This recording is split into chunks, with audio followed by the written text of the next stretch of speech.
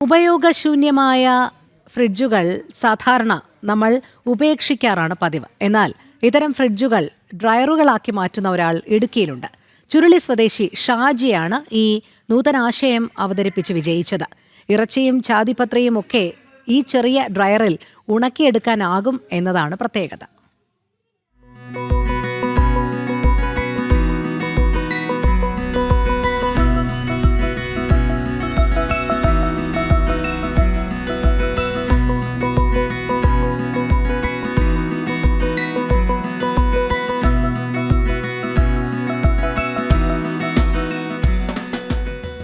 ഇതാണ് Shaji സെബാസ്റ്റ്യന്റെ mini dryer. ജാതിപത്രിയും ഗ്രാമ്പുവും ഇറച്ചിയും ഒക്കെ ഈ കാണും വിധം ഉണങ്ങിയെടുക്കാം.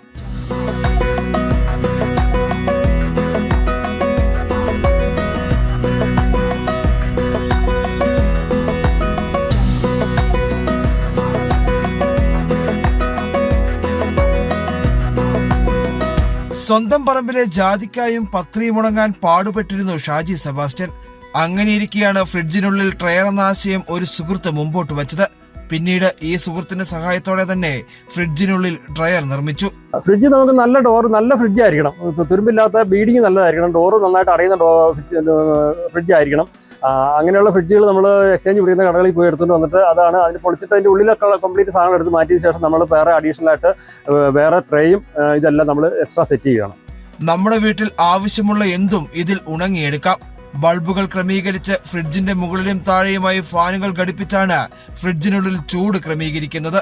വൈദ്യുതി ചിലവും വളരെ കുറവാണ്. 24 മണിക്കൂർ തുടർച്ചയായി ഡ്രയർ പ്രവർത്തിപ്പിച്ചാൽ പോലും 2.5 യൂണിറ്റ് വൈദ്യുതി മാത്രമാണ് ചിലവാകുന്നത്. മിനി ഡ്രയറിന് ആവശ്യക്കാരും ഏറെയാണ്. ആളുകൾക്ക് ഭയങ്കരമായിട്ട് ഉപകാരപ്രദമായിട്ട് സംഭവമാണ്. ജാതി കർഷകർക്ക് വളരെ ഉപകാരപ്രദമായ സംഭവമാണ്. 8 മണിക്കൂർ 10 മണിക്കൂർ കൊണ്ട് ജാതിപത്രി നന്നായിട്ട് ഉണങ്ങി കിട്ടും. അതിന്റെ ഏറ്റവും വലിയ പ്രത്യേകത എന്ന് പറഞ്ഞാൽ കറണ്ട് ചാർജ് വളരെ കുറവായിരിക്കും. നമുക്ക് 40 വാട്ട്സിന്റെ 4 ബൾബ് ഉപയോഗിക്കുന്നുള്ളൂ.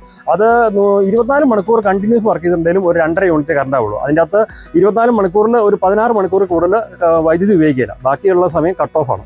എന്നാൽ പഴയ ഫ്രിഡ്ജുകൾ കിട്ടാനില്ലാത്തത് പ്രതിസന്ധി ഉണ്ടാക്കുന്നുണ്ടെന്നും ഷാജി പറയുന്നു.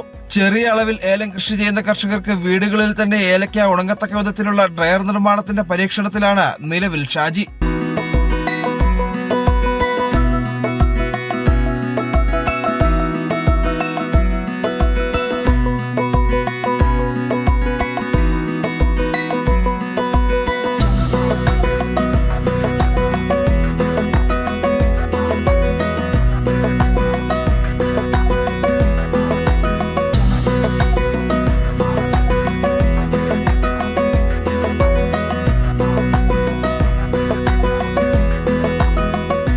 ജനം, ഇടുക്കി.